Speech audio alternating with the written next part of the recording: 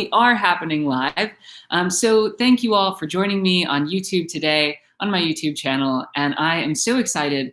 I am up here, as you can see, surrounded by lots of nature and this campy atmosphere in rural upstate New York, where I very much feel disconnected from a lot of the movements going on. And so it is my great privilege and honor to get to bring in folks who I've met in various ways that are active on the front lines and movements all around the world.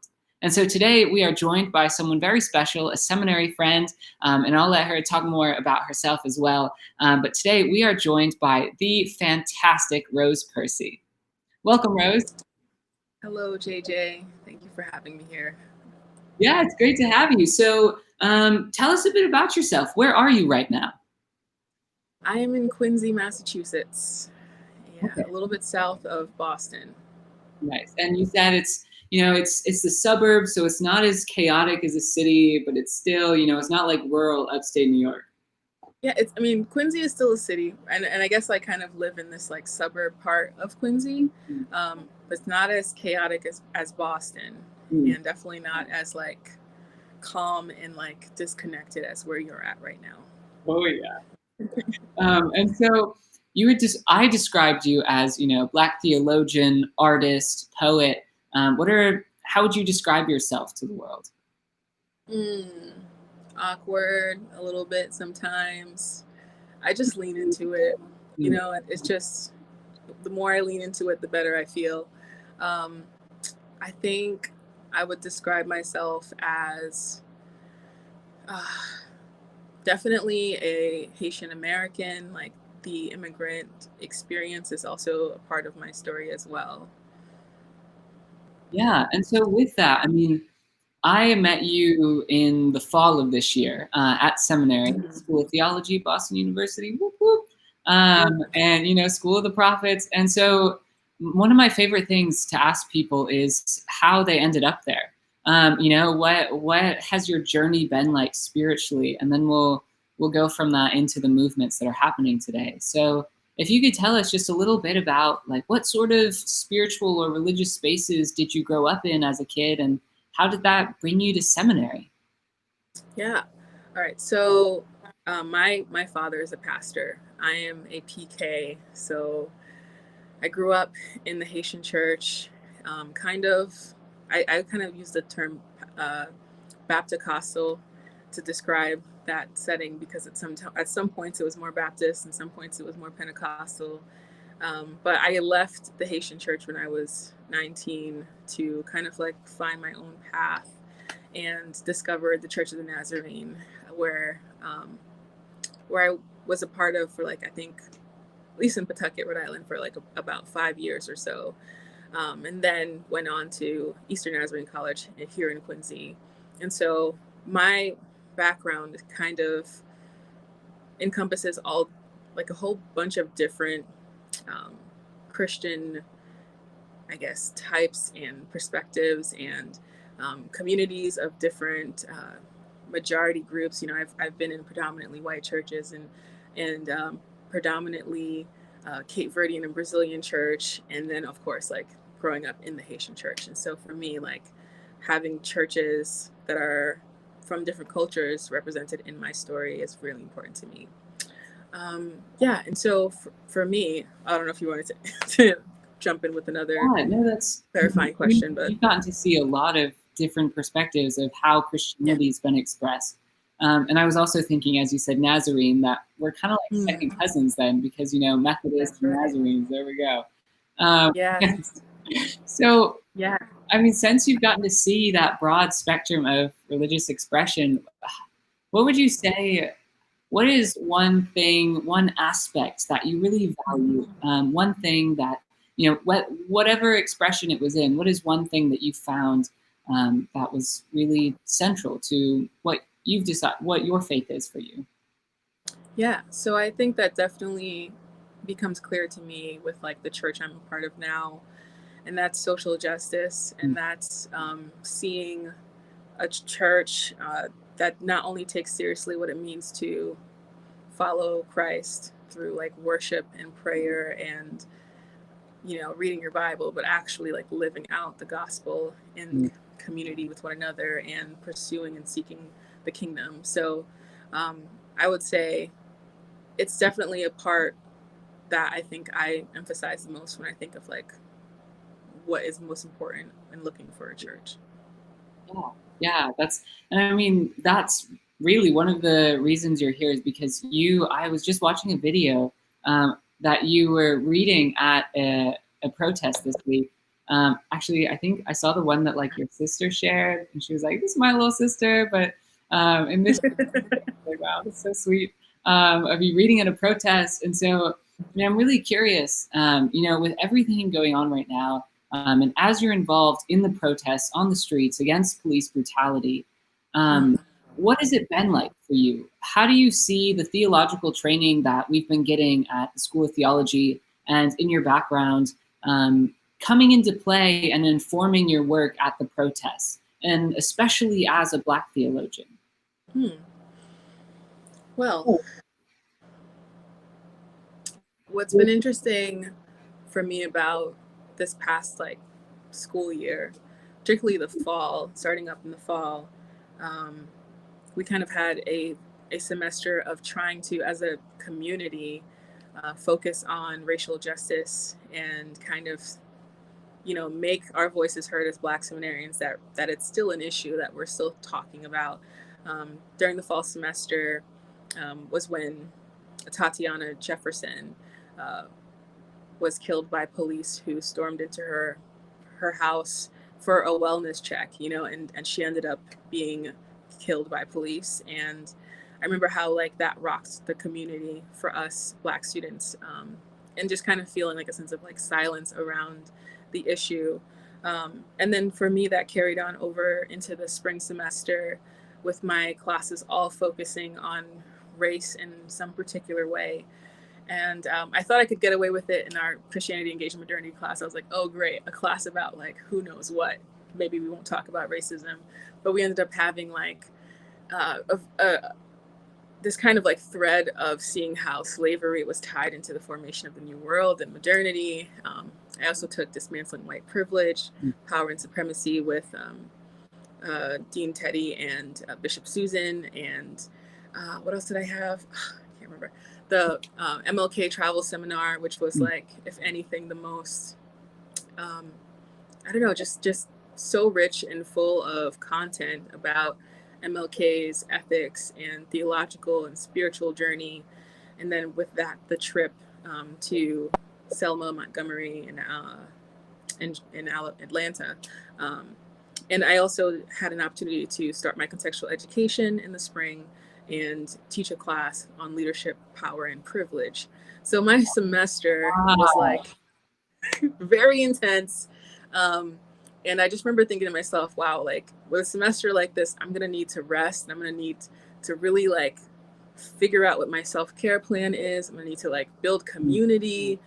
And it was a struggle. But if anything, I felt like it emotionally prepared me for like ending a semester. And as I'm writing my final papers, I'm like hearing about Ahmaud Arbery, just getting into a space of like, wow, I thought I would at least have a week before I could just like chill. But no, I'm going straight into this. And so I definitely felt prepared, and I felt like our community had a lot to do with that, and my classes had a lot to do with it. Yeah, oh my gosh, to have it be your classwork, your lived experience, your work, teaching, yeah. And so what were some ways that, and you mentioned this a little bit, that you felt like you knew that you needed a plan for your spirit. And so what have been some ways that some spiritual disciplines that you've used that other folks might find helpful, especially for people that have to endure racism every day? People, that aren't like me, that can just hide out in upstate New York. Well, for me, I guess I'm becoming more and more in tune with my anger. And it's been like years of journeying through this, like just figuring out what to do with anger in my faith. And I express that anger through lament and music, writing, but also like And I think part of, the BU education has influenced this a lot. Definitely Dr. Godo and her work with like embodiment and all of that makes me really think about like how is my body feeling and how am I reacting in my body to certain things. And so I exercise, like I try to exercise at least like 4 or 5 times a week, sometimes less, sometimes more. But I really find that like when I'm exercising and I'm just like thinking about the things that like bring me pain that I'm frustrated about, number one, it makes me more motivated to work out.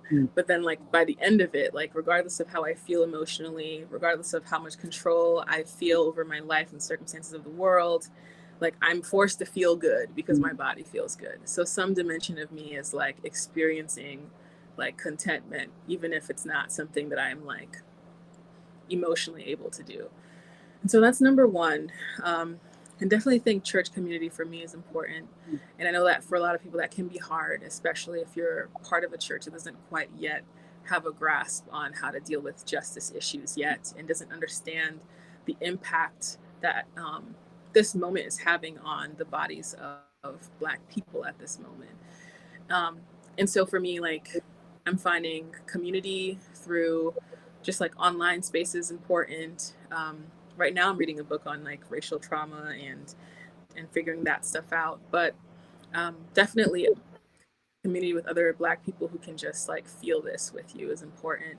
And yeah, so I think that's pretty much it. I think I'm always trying to find new ways to get all of the feelings out in the best and most constructive way. So yeah, and I was impressed. I was stalking your Instagram the other day and saw this really great like your summer goals, and it included like exercise and the spirit. I was like, wow, she's so well rounded.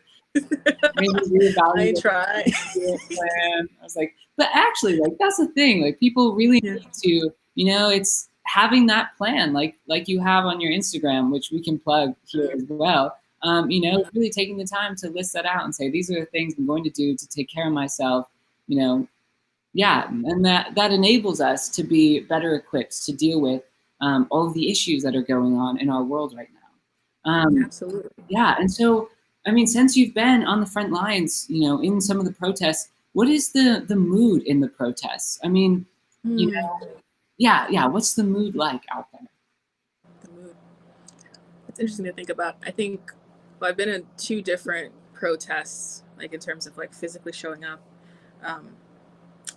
The first one was a march to Boston Common, State House area, and I think that one was probably like definitely like within the first few days after the George Floyd death happened. And the mood was, I mean, like there was definitely solidarity. There was definitely rage. There was definitely anger. There are definitely a lot of people in the midst of the crowd who I'm like, I'm not sure you understand what this movement is about. And I don't know why you're here, but whatever. And so there's like this, like, some parts of it are very chaotic and very like, you don't really know what to do with it. But there's a part of me while I was there in Boston that just thought of it and looked at it and I was like, wow, this is just another service, another church service for me in a lot of ways. This is the lament of the people, the cries that we hear of frustration and longing for change and justice. Like it's just a manifestation of what we hear in scripture. And if anything, I felt, I showed up with my stole and with the other leaders that I serve with at my church. And so if we were just practicing Christian faith as far as I'm concerned. And we weren't there for the latter part of things when police began to initiate violence and tear gassing people and all of that. We weren't there for that part. But just hearing about it, I think is deeply disappointing and frustrating for the movement. It's frustrating because it confuses the story, it confuses the message, and it makes it hard for people who are who aren't able yet to figure out what we're trying to do and why this matters, to focus on the important issue, which is that Black people are dying in these streets. Police are killing killing Black and brown people disproportionately and in the strangest ways for the strangest causes. Like, these are the reasons why we are out here. But when things get confusing and chaotic, the message can get a bit confused. And the second event that I participated in was here in Quincy, and that was the one from last weekend. We walked along Wollaston Beach, and it was organized by my church, which is Bethel Church of the Nazarene, and Eastern Nazarene College, and their student organization, the Black Student Union. And it was definitely peaceful. It was definitely like in the middle of the day, and there was good energy there. And I think what was interesting about it was just like the majority of the crowd was white people, because that's kind of representative of who is in this community. But you had an array of different expressions, and you had different leadership speaking at this event, calling for Latinx allies, a call for Asian allies, a expression of confession from a white pastor acknowledging the complicity of white people and the church, like, and just laced with just, you know, evidence of scripture and reason for why we were here, why we're doing what we're doing, and also ending with a call to action and providing ways for people to get involved. And it was great to be part of that experience and to be called on to speak and provide, you know, some portion of that, some portion of what people needed to hear at that moment. So yeah, wow, I mean, it's really powerful, you know, seeing these events happening all over the world too, and seeing the solidarity around the world.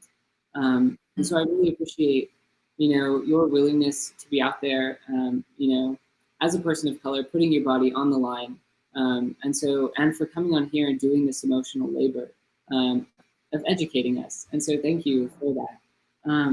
And so I mean, another thing that you do is, you know, when you're out there protesting, it's spiritually led. It's, you know, it definitely is the work of the Spirit. And one of the things that you do is your art, you know, is part of your protest. And so I think this is a video that got a lot of views on social media, and it's about your new poem. And I was wondering if you might tell us first a little bit about like how your art, you know, how does a poem like that come out? You know, what is that process like? And then if you're willing to read some of that poem for us here.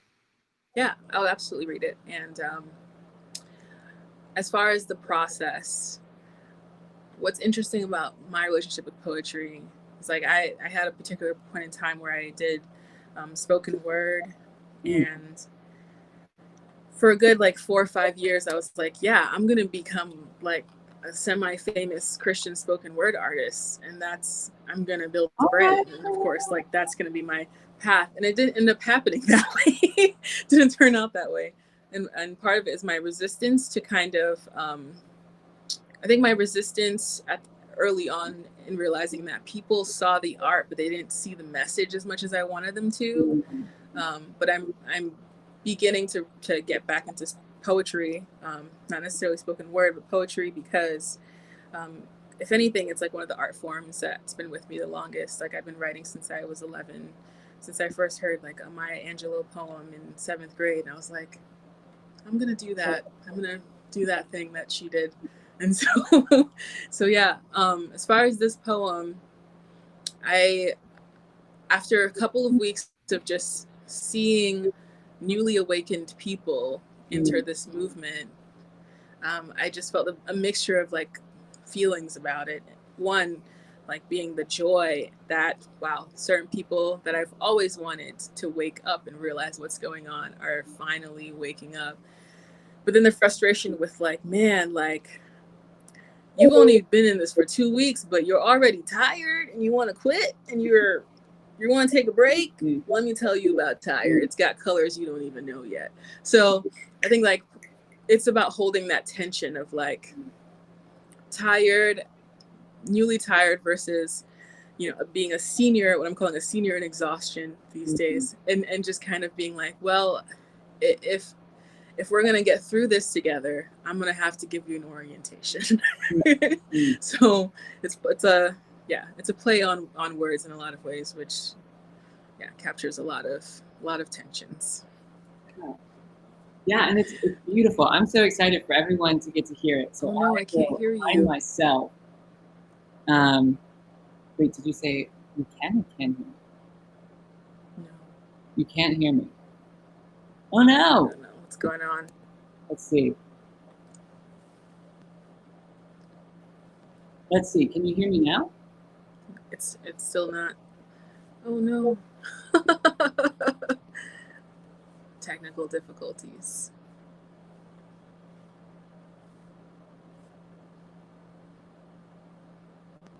Oh, yes. All right. So while that gets all sorted out, I will read my poem for you all. For the newly tired, an orientation to the night. I'm glad you hear the sound of the sirens that have been going all night long.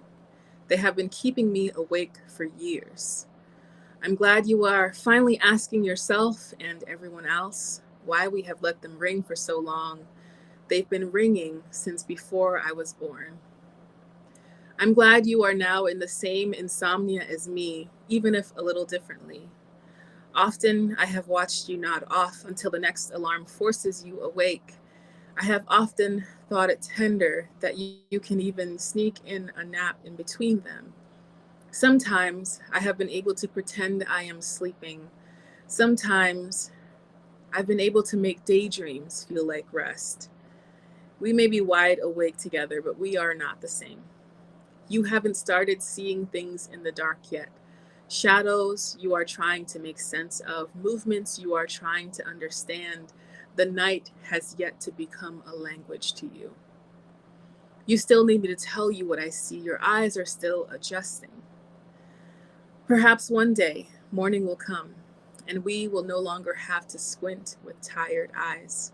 Perhaps morning will come, and it will feel good to rest, even as the day moves on, and so do you. Or maybe we may never sleep again. For now, I name the shadows like an atom made in the night. I have been naming these shadows for years. I'd be happy to introduce you. But as I do, I must confess, I have given you a name as well. In this long night, you have been called newly tired. It is not the best way to live. I hope it is not the only way to live. But so long as we live to long for day, at least here, I am your senior.